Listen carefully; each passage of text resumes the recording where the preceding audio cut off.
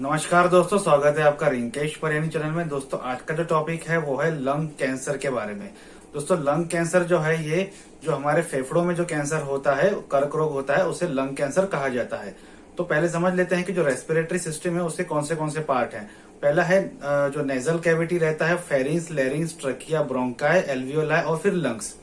तो लंग्स के अंदर जैसे हम लोग कहते हैं कि जो सेल्स का मल्टीप्लीकेशन होता है, मतलब कैंसर किसे कहा जाता है कि जब आउट ऑफ कंट्रोल सेल का मल्टीप्लीकेशन होता है उसके बाद जो है वो सेल डैमेजेस होना होती है, पार्ट डैमेजेस होना शुरू होते हैं और वो कैंसर का एक जो है रूप ले लेती है। तो कैंसर जो है लंग्स कैंसर जो है इसमें दो प्रकार के कैंसर रहते हैं।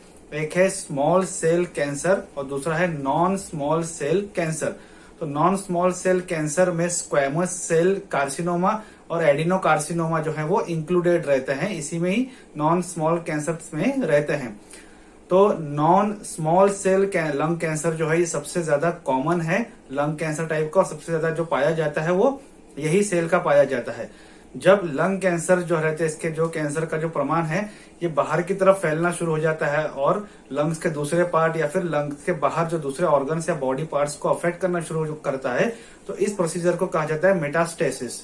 अब देख लेते हैं कि जो लंग कैंसर होता है कि उसके जो रिस्क फैक्टर है वो क्या क्या है। तो सबसे पहला जो सभी को शायद पता होगा कि स्मोकिंग जो लोग करते हैं उनमें सबसे ज्यादा लंग कैंसर होने के चांसेस रहते हैं।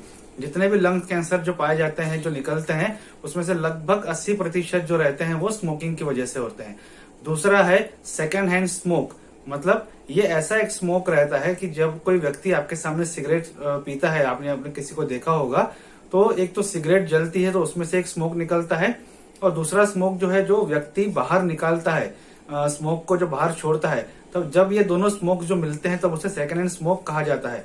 उसके बाद रेडॉन्स रहते हैं। रेडॉन्स मतलब आप किसी ऐसे एनवायरमेंट में हैं जहां पे कुछ जो रेडिएशन गैसेस निकल रही है, इधर स्टोन में से, मिट्टी में से या फिर पानी में से, कुछ अदर सब्सटेंस में है, जैसे कि किसी एरिया में कई लोग काम कर रहे हैं जहां पे डीजल, सिलिकॉन या क्रोमियम वगैरह जो है इसका परसेंटेज जो है ज्यादा है। उसके बाद हम कहते हैं कि जो पैसिव स्मोकर रहते हैं, पैसिव स्मोकर मतलब जो लोग डायरेक्टली सिगरेट नहीं पीते हैं लेकिन कभी उनका जो एनवायरमेंट रहता है उसमें कई लोग जो है वो सिगरेट ज्यादा पीते हैं, तो उनका धुआं वो अगर इनहेल करते हैं तो ये उनमें कैंसर होने के चांसेस जो ज्यादा रहते हैं, इसलिए उन्हें पैसिव स्मोकर कहा जाता है। और ये काफी ज्यादा जो डेंजरस जो रहता है, ये पैसिव स्मोकर के कारण जो कैंसर होता है वो काफी डेंजरस रहता है। उसके बाद देख लेते हैं कि जो किसी की पर्सनल अगर हिस्ट्री है, पहले कभी कोई कैंसर हुआ है या फिर लंग कैंसर पहले हो चुका है, किसी की हिस्ट्री में है, मतलब कोई हिस्ट्री है किसी का, फैमिली बैकग्राउंड में अगर किसी को कैंसर हुआ है तो उसमें चांसेस हो सकते हैं।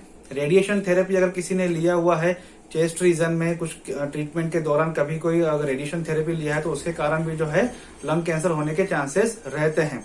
उसके बाद डाइट वगैरह को भी कुछ परसेंटेज जो है माना जा रहा है, रिसर्च जो है उसके स्टडी में मान रही है कि कुछ ऐसे डाइट वगैरह जो है जो इम्प्रॉपर डाइट के होने की वजह से भी लंग कैंसर हो सकते हैं। कि जो साइन और सिम्टम्स क्या है, तो साइन और symptom person to person vary करते हैं। सबसे ज्यादा जो जिसमें non small cell lung cancer होता है उसमें जो सिम्टम्स देखने को मिलते हैं वो पहले बात कर लेते हैं।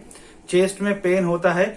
उसके बाद जब हम देखते हैं कि जो कफिंग जो है, खांसी जो है काफी तेज होती है, कभी कभी रुकती नहीं है, खांसी में से जो है वो ब्लीडिंग होती है, खून निकलना शुरू हो जाता है, थकान काफी लगती है।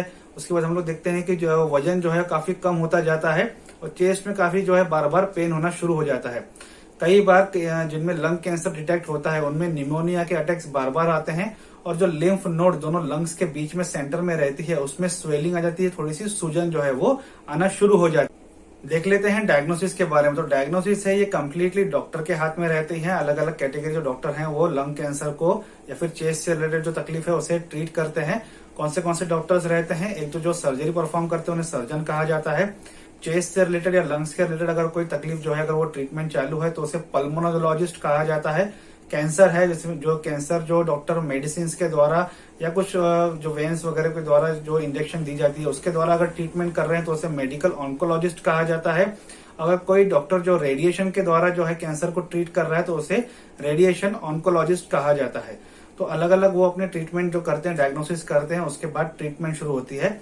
अगर किसी व्यक्ति में कैंसर डिटेक्ट हो जाता है कि लंग कैंसर हो गया है तो उस डिटेक्शन के बाद जितनी भी टेस्ट होती हैं उसे कहा जाता है स्टैगिंग प्रोसेस। इस प्रोसेस को स्टैगिंग प्रोसेस कहा जाता है। ये क्यों की जाती है? ताकि लेवल जो रहता है कैंसर का उसे डिटेक्ट करने के लिए कि कौन सी लेवल पे अभी जो बीमारी है वो चालू है और किस तरह की ट्रीटमेंट जो है डॉक्टर को भी देनी चाहिए।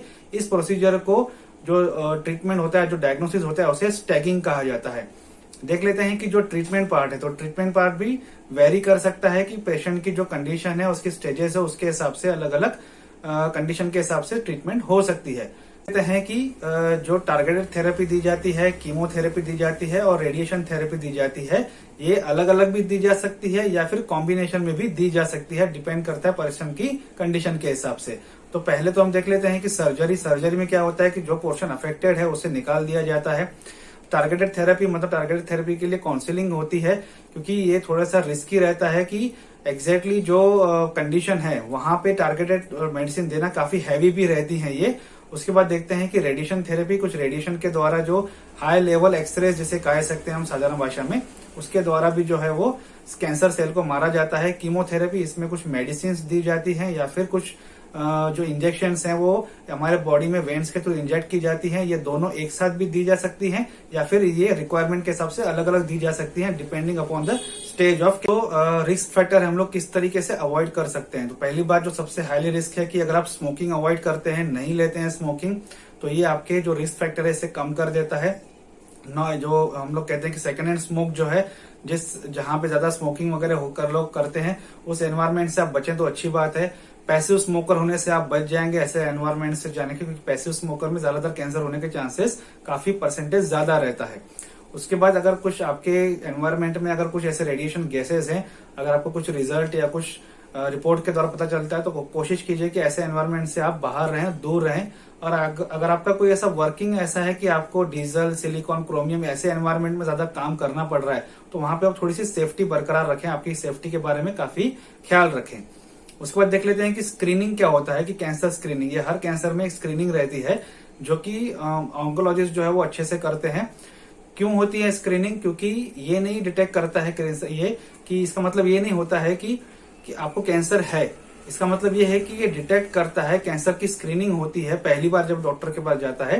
अगर आपको किसी प्रकार का डाउट लग रहा है, कुछ तकलीफ लग रही है, तो ऑन्कोलॉजिस्ट उसे स्क्रीन करते हैं। मतलब देखते हैं कि आपको कोई कैंसर की तकलीफ है या नहीं है, और अगर कैंसर की तकलीफ है तो कौन सी लेवल पे, ताकि जो ट्रीटमेंट शुरू की जा सके तुरंत। तो उसे स्क्रीनिंग प्रोसीजर कहा जाता है। तो कभी अगर कोई व्यक्ति आपको ऑन्कोलॉजिस्ट के पास जाता हुआ दिखे, तो ये मत समझिएगा कि उसे कैंसर है। हो सकता है कि वो ये चेक करने के लिए जा रहा हो कि उससे कैंसर है भी या नहीं है।